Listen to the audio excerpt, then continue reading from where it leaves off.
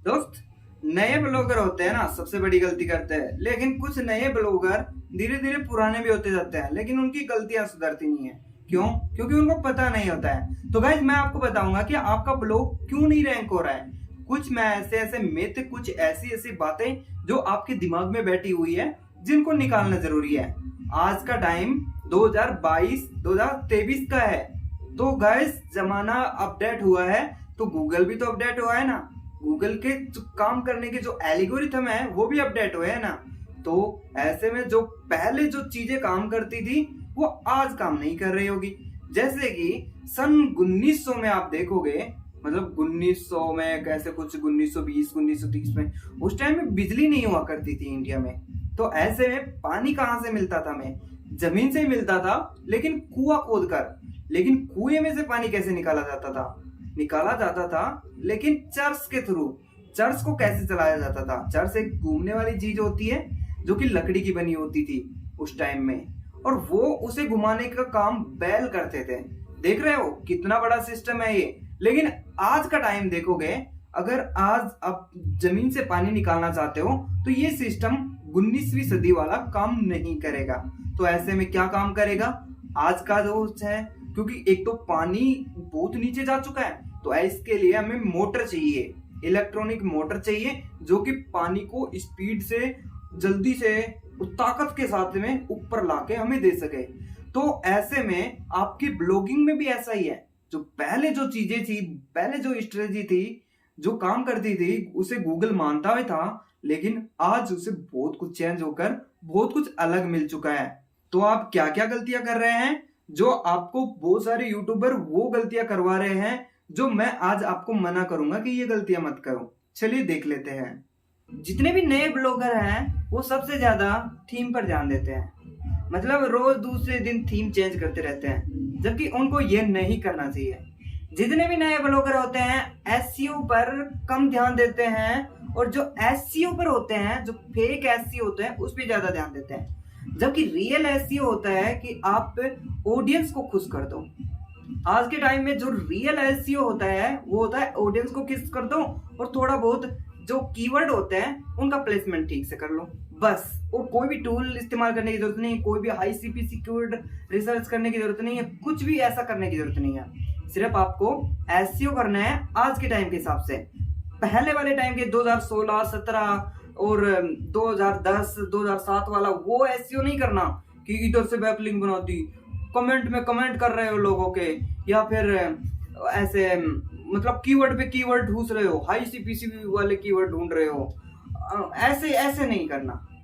ये एसईओ नहीं होता। एसईओ पर मैंने ऑलरेडी वीडियो बनाई है, डिटेल में जान सकते हैं। इसके बाद में जो नए ब्लॉगर, जो कुछ जो नूब ब्लॉगर होते हैं, उनको प्रो बनने की जरूरत होती है। वो क्या करते हैं कि जैसे अपने पोस्ट को जैसे पब्लिश कर देते हैं, वो जल्दबाजी में कर देते हैं। उसका पूरा जो काम होता है वो नहीं करते। जैसे थंबनेल होता है, मतलब थंबनेल बोल सकते हैं, फीचर्ड इमेज जिसे हम बोलते हैं, वो ठीक से सेट नहीं करते हैं। उसके परमालिंक, मतलब जिसे स्लग बोलते हैं, वो ठीक से वो नहीं करते हैं। उसकी कैटेगरी ठीक से नहीं बनाते हैं। और कुछ लोग क्या करते हैं कि अपनी वेबसाइट पे हद से ज्यादा कैटेगरी बना लेते हैं। मतलब जियो 5G इंटरनेट के बारे में लिख रहे हैं, उसमें कैटेगरी बना दी जियो 5G, और फिर एयरटेल 5G बनाई तो उस पर लिख दिया एयरटेल 5G, फिर VI आया VI 5G, फिर बाद में कुछ और आया 5G मोबाइल। मतलब एक ही कैटेगरी थी इसकी, लेकिन उसने चारों पोस्ट के लिए अलग अलग कैटेगरी डिसाइड कर दी। भाई कंपनी के नाम क्या था? ये कैटेगरी वाला जो सिस्टम है उसे थोड़ा स्मार्टली करो, और कम कैटेगरी रखोगे तो बेस्ट रहेगा। अगर ज्यादा से ज्यादा कैटेगरी लगाओगे तो एक एक कैटेगरी में एक एक दो पोस्ट डालोगे, कोई अच्छी बात है? नहीं है। तो कैटेगरी कम रख लो, लेकिन अच्छे से रखो, मैनेजमेंट अच्छा रखो।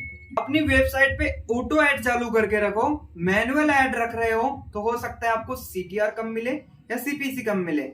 कुछ केसेस में ऐसा भी होता है कि ऑटो ऐड लगा दिया तो हमें CTR कम मिल जाती है, लेकिन ऑटो ऐड लगाने से हमारा एडसेंस सेफ रहता है। कोई भी किसी तरीके की, मतलब एडसेंस पे जिम्मेदारी होती है कि वो कैसे ऐड दिखाएगा, आप पर रिस्पॉन्सिबिलिटी हट जाएगी। हाँ, जो क्लिक वाला है, इनवैलिड क्लिक वाला, वो तो आपको मैनेज करना ही पड़ेगा। वो तो बहुत सारे ब्लॉगर्स ये गलती करते हैं कि जैसे ही उन्होंने पोस्ट कर दी तो वो खुश होकर बस लोगों को सेंड करते रहते हैं, जबकि ये गलत है। किसी को कुछ सेंड मत करो, अपने आप ही रैंक होगी। बस आप काम करते जाओ, किसी को शेयर करने की जरूरत नहीं है, ना इंस्टा पे, ना फेसबुक पे, ना कहीं पर। अब कुछ लोग कहते हैं कि भाई बैकलिंक कहां से मिलेगी। बैकलिंक की जरूरत नहीं है, काम करो ट्रेंडिंग टॉपिक पर। जो ट्रेंडिंग टॉपिक है ना उस पे काम करो, बैकलिंक के पीछे मत भागो। बैकलिंक का इतना ज्यादा फायदा नहीं है आज के टाइम में। हाँ, बैकलिंक थोड़ा बहुत कुछ फायदा देता है, लेकिन इतना फायदा नहीं देता कि इसके पीछे हाथ धोकर पीछे पड़ जाओ और कंटेंट लिखना, कंटेंट पर फोकस करना ही भूल जाओ। लेकिन थोड़ा बहुत अगर बैकलिंक लेनी है ठीक है, ले लो, लेकिन बैकलिंक ऐसी जगह पर लो जहां पर लिंक कर रहे हो अपने पेज को, वो पेज और जिस पेज पर लिंक कर रहे हो वो पेज, उनकी कैटेगरी सेम होनी चाहिए। ऐसा नहीं है कि कोई मोबाइल वाली वेबसाइट है उस पे हेल्थ वाली अपनी पोस्ट लिंक कर दिए, ये बिल्कुल भी ना, ये गंदी बात है।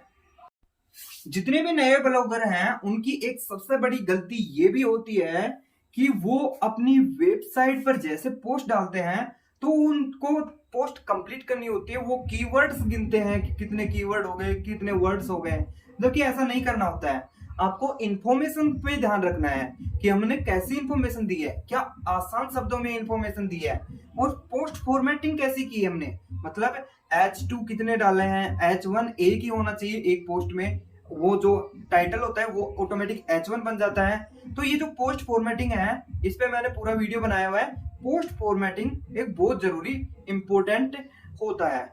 ये हर एक ब्लॉगर को, चाहे नया हो चाहे पुराना हो, पोस्ट फॉर्मेटिंग पर ध्यान देना है कि इमेज कहां पर डाल रहे हैं, इमेज का एसईओ करना है, या फिर टाइटल कितने रखने हैं, टाइटल के बाद में पैराग्राफ कितना बड़ा होना चाहिए, कैसी टेबल होनी चाहिए, ये सारी चीजें है ना ऑडियंस के लिए फ्रेंडली होनी चाहिए और गूगल के लिए एक फॉर्मेटिंग होनी चाहिए।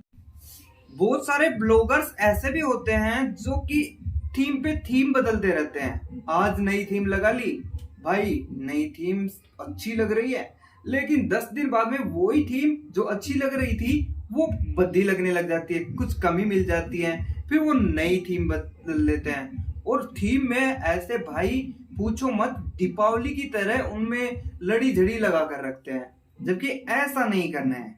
कभी भी थीम अगर ब्लॉगिंग के लिए रखनी है तो सिंपल इजी रखो।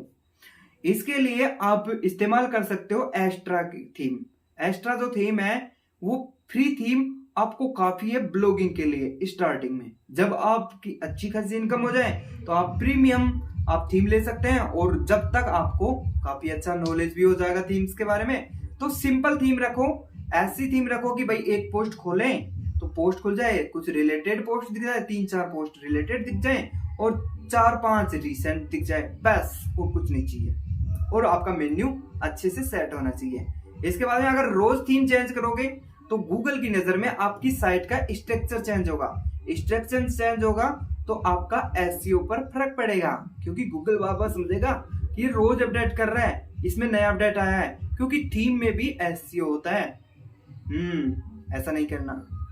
तो गाइस आपको पता चला होगा ना कि आपकी वेबसाइट पर ट्रैफिक क्यों नहीं आता, क्योंकि ये गलतियां जो आप कर रहे हो, अब इन गलतियों को सुधारोगे तो कुछ लोग सोचेंगे कि आज सुधारेंगे कल हमारा ट्रैफिक आ जाएगा। सबसे बड़ा मिथ यहाँ पर भी है। तो भाई कभी भी देख लो, अगर आपको रिजल्ट चाहिए ऑनलाइन तो टाइम तो लगेगा। ऑर्गेनिक अगर शॉर्टकट ले रहे हो तुरंत रिजल्ट मिल रहा है, कुछ दाल में काला है। तो ऐसे में रिजल्ट की चिंता आप अभी मत करो, 4-5 महीने बाद का रिजल्ट का सोच के देखो। वैसे अगर आपको 1-1.5 महीने में मिलता है तो अच्छी बात है, लेकिन स्ट्रेटजी भी सीखने में टाइम लगता है। अभी जो मैंने बता दिया वो सोच रहे होगा आप सीख गए, लेकिन नहीं, प्रैक्टिस भी जरूरी है भाई। वीडियो को रिपीट भी कर सकते हो, सारे पॉइंट नोट आउट कर लो। थैंक यू, फिर मिलूंगा नए वीडियो में। धन्यवाद।